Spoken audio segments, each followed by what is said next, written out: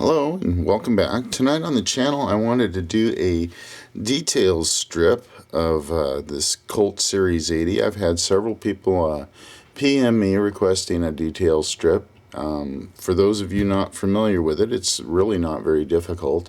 So we'll just go ahead and get started. And first thing we'll do is pull our magazine out, and then we'll just go ahead and do a standard field strip on this by taking and moving the barrel bushing to one side, and then go ahead and pull out the slide stop, and now we have the slide off. And we'll go ahead and take our recoil spring cap out, pull our recoil spring and guide rod out. There's our barrel bushing, and now our barrel can slide out the front of the pistol. And then to take and pull our firing pin and extractor out, you've got to hold the firing pin safety down, and then you can push the firing pin in. It's easier said than done. So we'll go ahead and go like this, push one down, and there we're able to move the firing pin stop. And now just pull the firing pin stop out. We'll go ahead and push our firing pin block back down, or safety back down. And now let's see here, grab a pair of tweezers here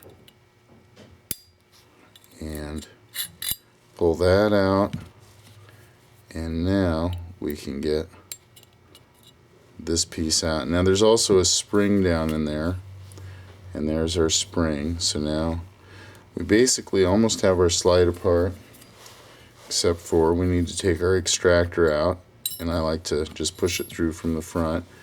And now that's out. Now our slide is pretty much completely stripped down. Okay, now we'll move on to the frame, get our tools out of the way here, and we'll start by taking our grips off.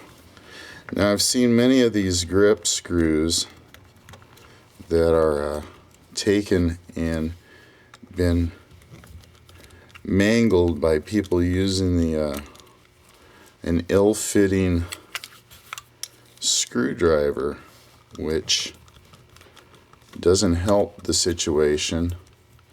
So you need to make sure that your screwdriver fits the head of the screw well, so you don't round it over or strip the edges off. I like to push the grips through or out from the inside of the magazine well, and then we have both our grips off now. Now in order to take the thumb safety out, you need to have the hammer, of course, cocked, and then just grab it and pull it out. And then from there, oh, and one other thing I want to do first, I'll go ahead and put this back in real quick just to hold it in place. I like to take the mainspring out at this point, the mainspring housing, a couple of pieces of wood to block our work up. I've got a punch that has been capped, or has a piece of duct tape on it to keep from scarring my work. And then just one other thing I want to do too is take the pressure off the mainspring by taking and putting the hammer back to the up position. If you don't do that, your mainspring housing will fly out from the pressure of the mainspring. Now we can remove that. Now we get this other stuff out of our way so we can continue to work. And we'll go ahead and put our hammer back to the cock position, and we can go ahead and pull our thumb safety out. Now we have the grip safety out. We'll go ahead and we can pull our plungers out. Go ahead and take our hammer pin out. Now we have our hammer out, and now we can go ahead and pull our safety spring and sear spring out. And now we'll go ahead and push out our sear spring. Here comes our firing pin safety mechanisms, and then we'll go ahead and grab our sear, our disconnector. Those pieces are out, and now we'll go ahead and pull our magazine release out. And to do that, you need to take and push the magazine release in, and then you can turn the screw on there, and that just comes right out like that. And now we can take our trigger out.